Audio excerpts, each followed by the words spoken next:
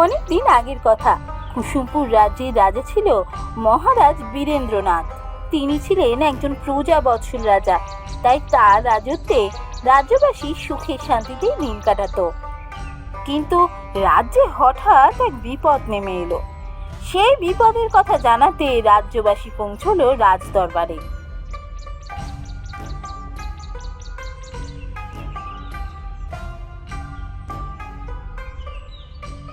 মহারাজ, মহারাজ, আপনি আমাদের বাবা, আপনি আমাদের বাঁচান।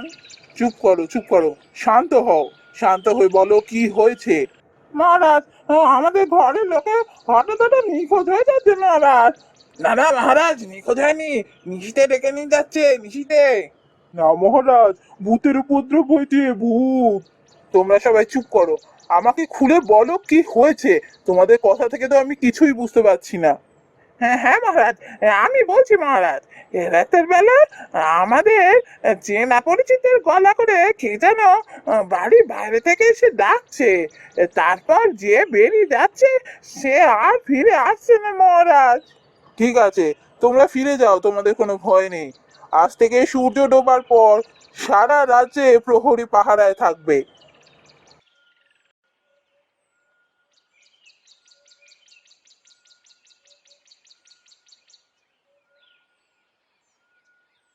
মন্ত্রী মশাই, শুনলেন তো?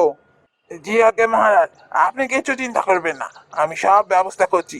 আজ থেকেই রাজ্যে প্রহরী পাহারায় বসবে।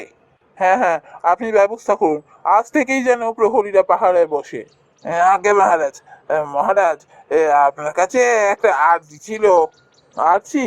কি আর্জি বলুন। মহারাজ, আজ যদি একটু তাড়াতাড়ি বাড়ি যেতে পারতাম, খুব ভালো হতো। কেন মন্ত্রী মশাই, কি হয়েছে? মহারাজ, আমার ও আসলে বলছিল কোন এক সাধু বাবা নাকি এসেছেন, খুব জাগ্রত। তার কাছেই যাবে বলে আমাকে একটু তাড়াতাড়ি বাড়ি ফিরতে বলেছে। আমাকেই নিয়ে যেতে হবে কি না। সাধু বাবা? আমাদের রাজ্যে? কোন সাধু বাবা? মহারাজ, আমি ঠিক জানি না। বলছিল নতুন কোন সাধু বাবা হঠাৎ নাকি এসেছেন। তিনি আবার নাকি সন্ধেবেলা কারোর সাথে দেখা করেন না। সূর্য ডোবার পর তাকে আর দেখা যায় না। ওনার সাথে দেখা করতে হলে এই সকালবেলায় যেতে হবে। তাই আর কি। বাবা, এমন অদ্ভুত সাধু বাবার কথা তো শুনিনি। ঠিক আছে, আপনি আসুন।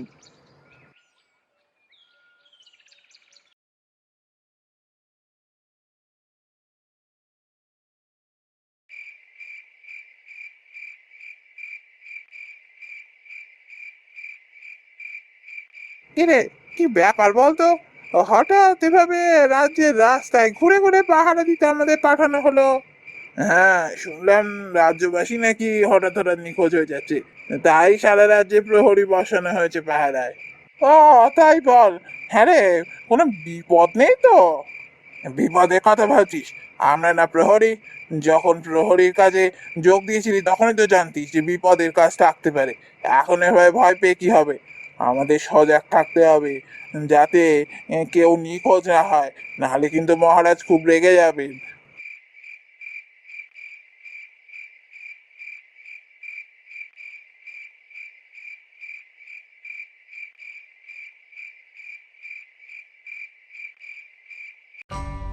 প্রহরী থাকা সত্ত্বেও রাজ্যবাসী নিখোঁজ হতে থাকে। আর সেই নালিশ নিয়ে রাজ্যবাসী মহারাজের কাছে পৌঁছয়। মন্ত্রী মশাই, এ আমি কি শুনছি? রাজ্যে প্রহরী থাকা সত্ত্বেও রাজ্যবাসী নিখোঁজ হচ্ছে? আগে মহারাজ, সারা রাজ্যে তো প্রহরী পাহারায় থাকছে। এখন প্রহরীদের চোখে দিয়ে কি করে মানুষ নিখোঁজ হয়ে যাচ্ছে আমি তো বুঝতে পারছি না। নিশ্চয়ই তাদের কাজে কোনো গাফিলতি আছে। আপনি পুরো ব্যাপারটা নিজে খতিয়ে দেখুন, না হলে কিন্তু আমাকে এবার খতিয়ে দেখতে হবে।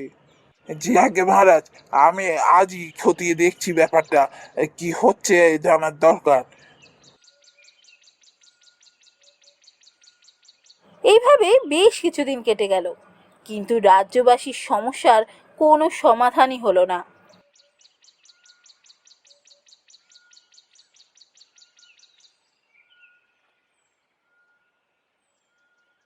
আরে রমেন দা যে, এত হন্তদন্ত করে কোথায় যাচ্ছ? ও রামু, হ্যাঁ রে, একটু তাড়াতে আছি, এই বাজারের দিকে যাচ্ছি। কেন রে, কি হয়েছে? কেন গো, ও হঠাৎ এত দৌড়োদৌড়ি করছো কেন? কি হয়েছে? কি আর হবে, রাজির যা অবস্থা, রাতের বেলা তো আর ঘরের বাইরে বেরোনো যাচ্ছে না। সকালের মধ্যে সমস্ত কাজ সেরে ঘরে ঢুকতে হবে, তাই তো একটু তাড়াহুড়ো করতে হচ্ছে। তা যা বলেছো, সূর্য ডুবলেই যেন ভয় করতে শুরু করে, এই বুঝি কারোর পালা এলো। আরে, এই রামু, ওই দেখ, ওই ওকে চিনতে পারছিস? দেখ দেখ। হ্যাঁ, হ্যাঁ রমেন ভাই, এ তো রঘু ডাকাতের চেলা। একে চিনবো না? একে আমি খুব ভালো করে চিনি। কি ব্যাপার বলতো, আমাদের রাজ্যের আশেপাশে ঘুরঘুর করছে কেন? এখানে ডাকাতি করবে নাকি? বুঝতে পারছি না তো গো। ওর পিছু পিছু কে দেখবে কি করে ও? হ্যাঁ হ্যাঁ, ঠিক বলেছিস। চ, ওর পিছু পিছু গিয়ে দেখি ও ডেরাটা কোথায়। একে একটা ভয়তে রাতে বেলা বেরোনো বন্ধ হয়ে গেছে, তার উপর যদি আবার ডাকাত পড়ে, আর দেখতে হবে না। হ্যাঁ, ওই সব দেখে গিয়ে মহারাজকে জানাবো। চ চ চ।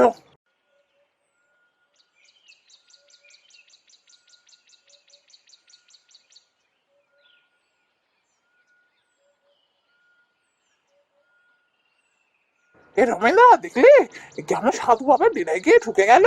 চলো চলো, ওকে সাধু বাবাকে বলি, সাধু বাবার ডেরায় একটা ডাকাত আছে। চুপ কর চুপ কর, এসব বলতে যাস না। সাধু বাবাটাকে দায় বা কি করে জানছিস? এই তো সবে উদয় হয়েছে। ও ডাকাত কিনা কি করে জানছিস?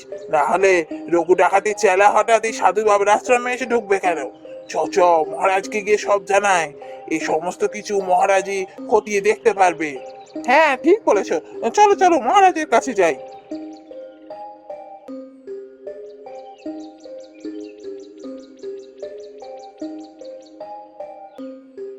তারা দুজন মহারাজকে গিয়ে তাদের দেখা সমস্ত ঘটনা খুলে বলল। সে কি, তোমরা ঠিক দেখেছো? রঘু ডাকাতের চেলা ওই সাধু বাবার আশ্রমে গেল? হ্যাঁ গে হ্যাঁ মহারাজ, আমরা একেবারে ঠিক দেখেছি। ঠিক আছে, তোমরা এখন এসো।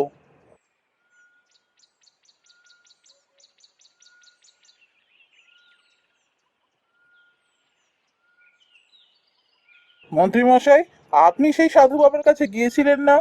আগে হ্যাঁ মহারাজ, আমি তো গিয়েছিলাম সাধু বাবার আশ্রমে, কিন্তু কিছুই বুঝতে পারিনি।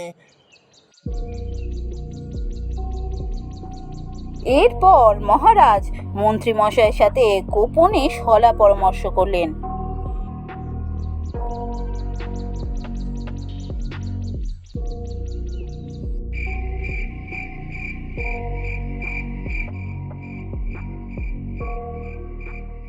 সর্দার, এলা আমাদের কাজ কিন্তু অনেক সহজ হয়ে গেছে। এদিকে রাতের বেলার লোকে আর আসা সাহস করছে না। হ্যাঁ, লোকের এদিকে আসা বন্ধ হয়েছে। রাতের বেলায় আমাদের কাজটা সারতে হবে। খুব শিগগিরই আমরা কাজ শুরু করব। তবে সর্দার, আমাদের কালু যেরকম গলার আজ নকল করতে পারে, ওর জন্যই তো আমাদের অর্ধেক কাজ সহজ হয়ে যাচ্ছে। হ্যাঁ, সেটা একদম ঠিকই বলেছিস। কালুর জন্য ওই গুপ্তধন খোঁজা আমাদের খুব সহজ হয়ে গেছে। আমি ছোটবেলা থেকেই লোকের গলা নকল করতে ভালোবাসি। এই আর সেইটাই অভ্যাস রয়ে গেছে আর কি। ঠিক আছে ঠিক আছে, কাল থেকেই আমরা খোঁড়াখুড়ি শুরু করব। খুব শিগগিরই গুপ্তধন নিয়ে এখান থেকে চম্পট দিতে হবে। সে আর হচ্ছে না, আজকেই তোদের খেল খতম হবে। কেউ এক পাও এখান থেকে নড়বে না, নড়লে মৃত্যু।